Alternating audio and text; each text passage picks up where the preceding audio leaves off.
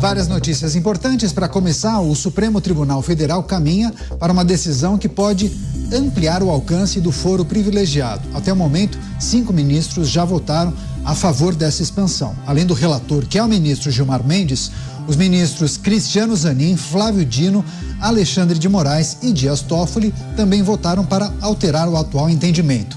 Essa proposta diz respeito ao foro que se mantenha para crimes cometidos durante o mandato, mesmo após o término deste. Atualmente, o foro só se aplica se o crime ocorrer durante o exercício do cargo e estiver relacionado à função. Essa mudança significaria que, em certos casos, os políticos continuariam sendo julgados pelo STF, mesmo após deixarem seus cargos. A decisão final aguarda o retorno do ministro Luiz Roberto Barroso, que pediu vista, ou seja, mais tempo para analisar essa ação. Vamos começar o nosso giro de comentários, giro de análises? Vamos a Brasília, José Maria Trindade com a gente. Zé, seja muito bem-vindo, uma ótima noite a você. O que é preciso considerar acerca dessa apreciação por parte do Supremo Tribunal Federal? 5 ministros já se manifestaram a favor dessa ampliação do foro privilegiado, Zé.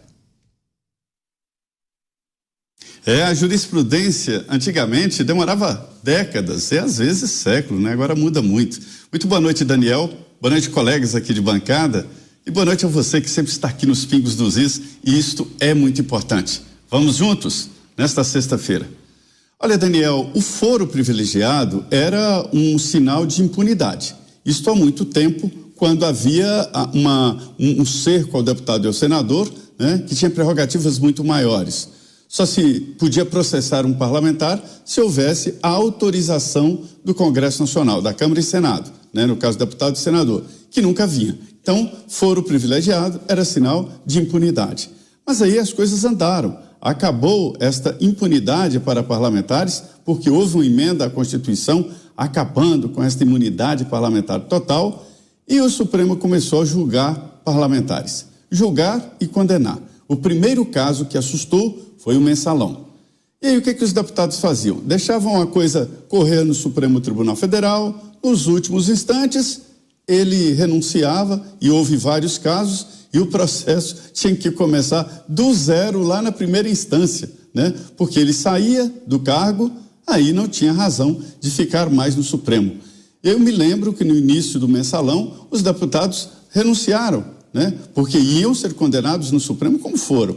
E o ministro Joaquim Barbosa, relator, disse não, eles vão continuar aqui, o foro é aqui. Renunciou num momento muito já bem adiantado. E aí o assunto foi para o plenário. O plenário do Supremo, naquela oportunidade, decidiu o seguinte: se passasse de um determinado ponto do processo, ele não desceria, que é o termo que eles usam aqui. E aí ficou assim. Depois o próprio Supremo analisou e decidiu o seguinte: só tem direito ao foro privilegiado os deputados que cometerem crime durante o mandato e crimes relativos ao mandato. Ninguém estudou direito essa história, se roubar é relativo a mandato ou não. Ninguém sabe direito se roubar ou matar é crime relativo a mandato. Mas ficou. E agora há uma dúvida. Deputados que já não são mais deputados, que estão sendo processados, que querem ser julgados pela justiça comum. Isso porque atrasaria o processo e o Supremo entrou noutra caminhada, noutra vibe de condenar e não como antigamente. Então é tudo defesa, é tudo artimanha jurídica para se livrar de processos.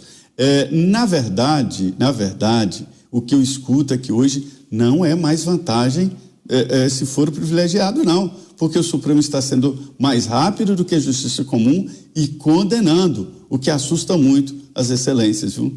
É a principal notícia desta sexta-feira, essa ação que tramita no Supremo Tribunal Federal, que pode ampliar o foro privilegiado para autoridades na Corte Suprema. Vamos ao Rio de Janeiro, também o Roberto Mota ao vivo, conectado com a gente. Mota, seja muito bem-vindo. Suas considerações acerca dessa ação que está sendo julgada em plenário virtual e começou em um feriado, Mota.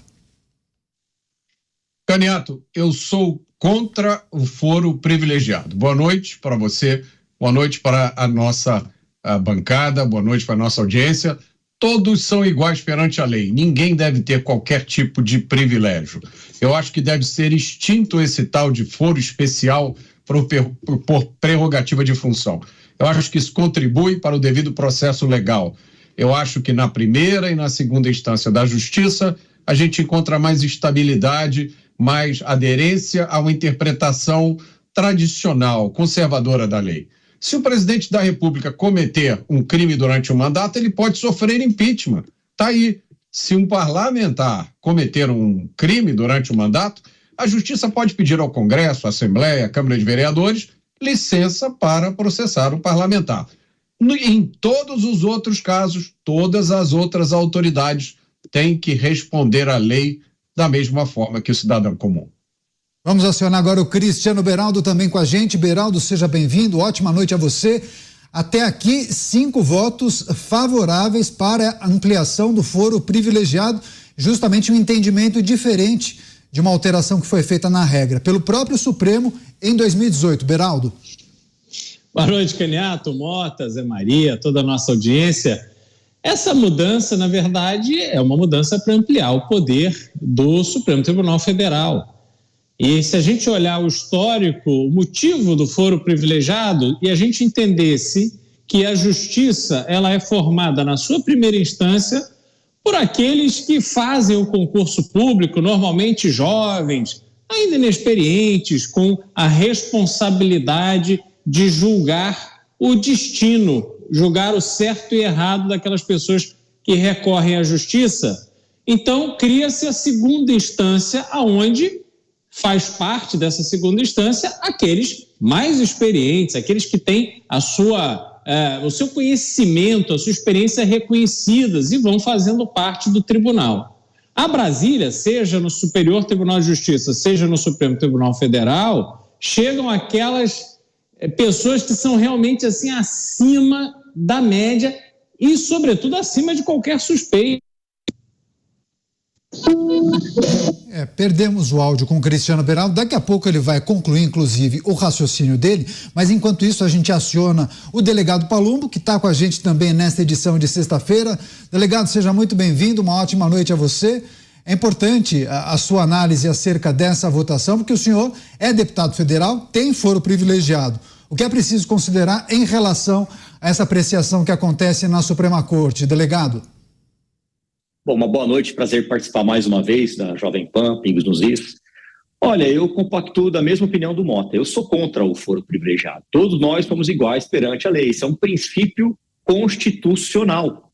Agora, esse julgamento do STF, ele pode abrir um precedente para o ex-presidente Bolsonaro, porque dependendo como eles decidirem, volta tudo para a primeira instância.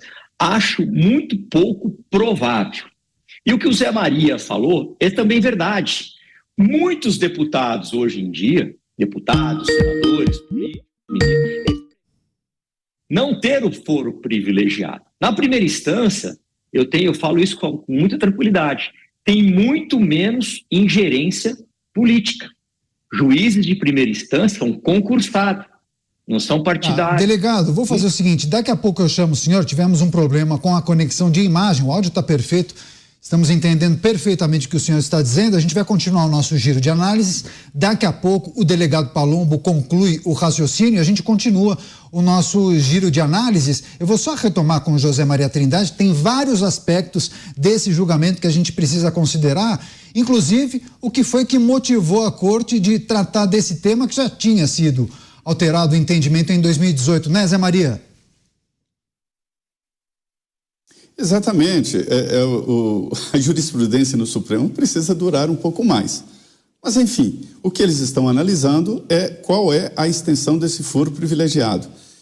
O deputado Palumbo, ele tem razão, há essas conversas, inclusive, para acabar com o foro privilegiado. Os deputados e senadores não querem mais brincar disso, não.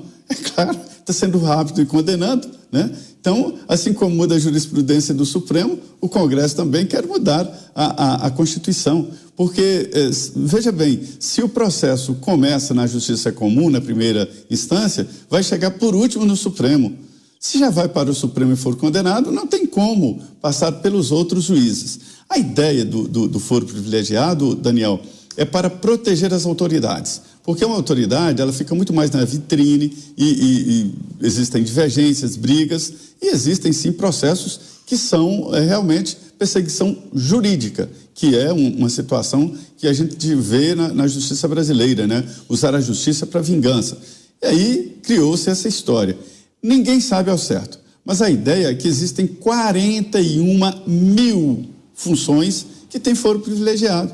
E aí foram criando, o município criou, o estado criou, a União criou, né? Delegado de polícia, deputado estadual, vereador, governador, prefeitos. Então é muita gente com foro privilegiado. O Supremo, pelo menos atualmente, ele estabelece o seguinte: se no processo tiver o foro privilegiado, arrasta todos os outros.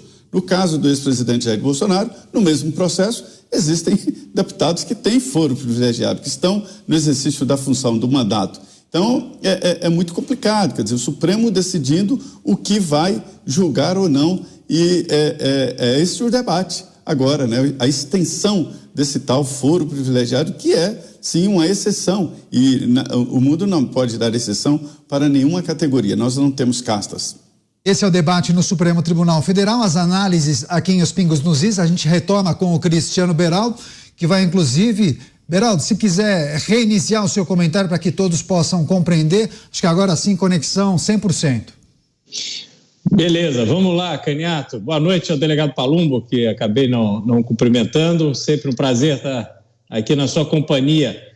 Bom, vamos lá. O Supremo Tribunal Federal... ele é aquela instância iluminada, os 11 iluminados da lei, aquelas pessoas que estão acima da média, porque têm o notável saber jurídico. Não só conhecem das leis, mas, sobretudo, são reconhecidos por terem um conhecimento muito mais profundo e amplo do que as outras pessoas, por isso estão lá. O foro privilegiado, ele foi concebido para que as pessoas, exercendo determinadas funções públicas, pudessem ser julgados não por aqueles que estão na primeira instância, muitas vezes sem ainda a experiência necessária para compreender todos os aspectos inerentes ao exercício de uma função pública. Então, cria-se o foro privilegiado. Entretanto, hoje o que a gente constata é que o foro privilegiado se tornou um instrumento de poder. E aí ele começa a funcionar contra aquelas pessoas que achavam que temiam ficar nas mãos da primeira instância, nas mãos dos inexperientes. Agora o que está pesando é o outro lado, a experiência demais, a maldade pode ser feita ali numa assinatura e aí não tem mais a quem recorrer. Quando se amplia o foro privilegiado, sem nenhuma conexão com os anseios da sociedade, que é justamente no sentido de acabar com o foro privilegiado, quando se amplia isso, o que nós temos é um peso maior a um dos poderes que são os pilares da democracia brasileira. E isso, na minha visão, na minha forma de enxergar esse cenário, isso é muito prejudicial a todos nós. Daqui a pouco, inclusive, Beraldo, vamos tratar das consequências práticas caso haja a ratificação desse entendimento da Suprema Corte.